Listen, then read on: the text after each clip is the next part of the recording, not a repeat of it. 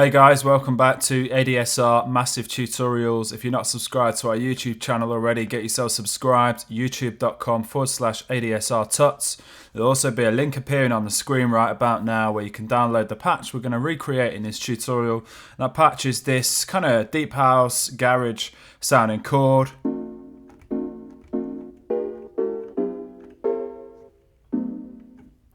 So, got a bit of processing on here as well that we'll look at later. Let's just turn all that off for now and look at this, recreate this sound here. So, start off, create a new sound in Massive, and let's go ahead and start programming this sound. I'm going to start off Oscillator 1, I'm going to keep this square saw, actually going to convert it to a square saw 2, keep the pitch at 0 and everything else the same.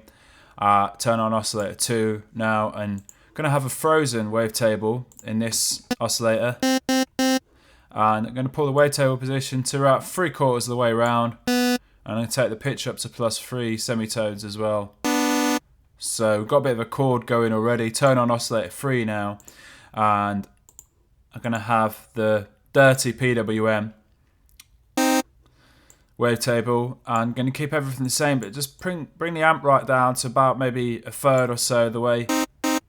And let's take the pitch down to -5. And let's go ahead and look at this voicing section now and just enhance the chord kind of vibe going on here. So increase the voices to 2, turn the pitch cutoff on, and then in this right box, increase this to 5, and then pull this slider all the way. So put it a little bit of the way and we get that unison thing going on.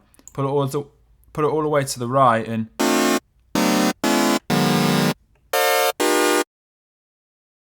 we've got this really nice chord going on. It's spread all of those 2 voices, and we've added 5 in this box, and it's just kind of spreading all those voices out to create this really cool chord, like a stacked chord.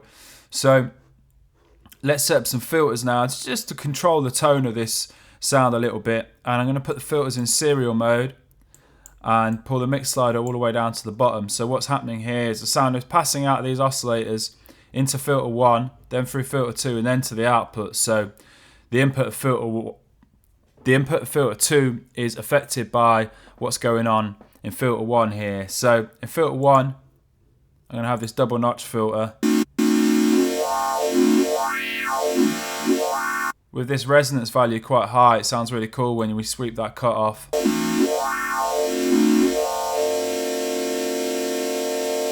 Keep the cutoff around about there, just before the C, and let's apply an LFO to that cutoff frequency, and just a small amount of modulation going on.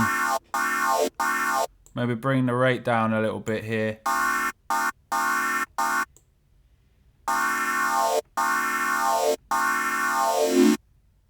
Okay, that sounded pretty cool. And now in the filter 2 slot, let's have a daft filter.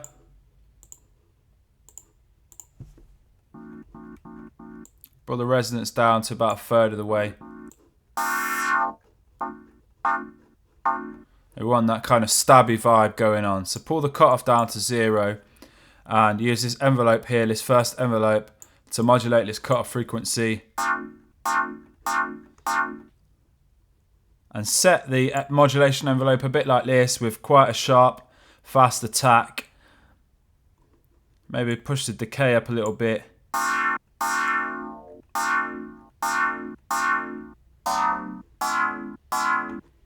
Something like that. And then what we can do here is get into these macros over here. So start off, we've got this vibrato. So when we create a new sound in Massive, it creates this macro vibrato. So let's have a little bit of vibrato on the sound.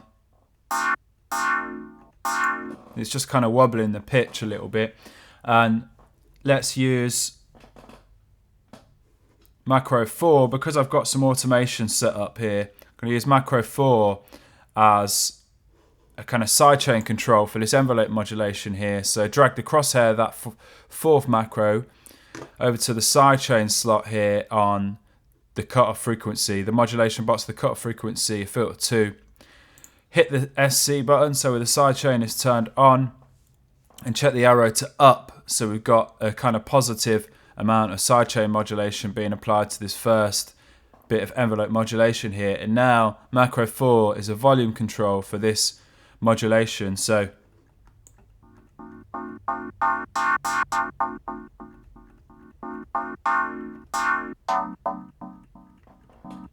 it's quite a nice sort of parameter that we can use to automate this sound.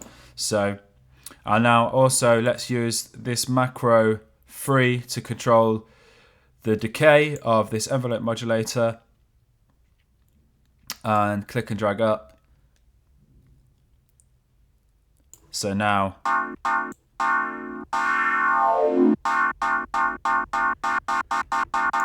we've got these two kind of sort of parameters we can modulate. Call that decay and call this filter mod. And because I've got this decay here, this modulation, this automation going on here, and I've also got the filter modulation here increasing. So just so we've got all of that set up.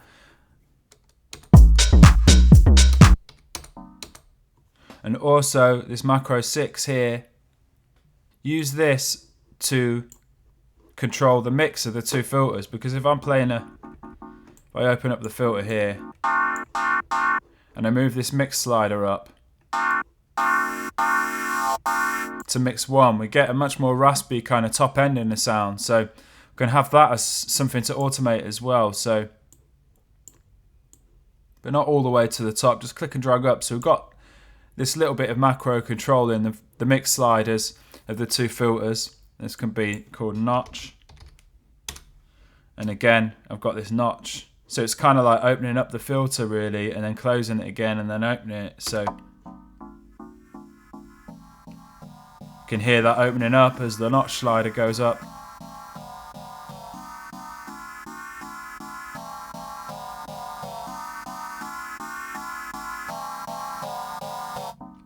And then start closing again. So let's set up some effects now on this sound. So chorus will sound quite nice, give a sound a bit of width and a bit of warmth, and also some reverb. Just tweak the dry wet and the size a bit, push the density up, and pull the colour down so it's a bit deeper sounding reverb. There's our sound really.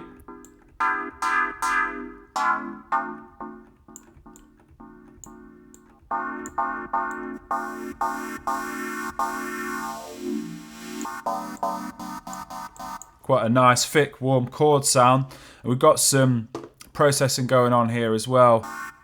So channel EQ, just rolling any kind of low frequency off from the sound. Got this overdrive, it's going to warm it up. Just the logic overdrive, just driving the sound. Sample delay, adding some width. And this sidechain compressor as well. So let's give the sound another spin.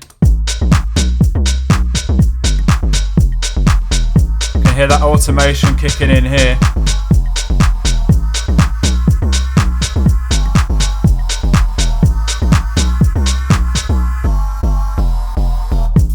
And then dipping back out again, and then we're going to get the filter modulation opening here. You can see this moving up, and the decay as well.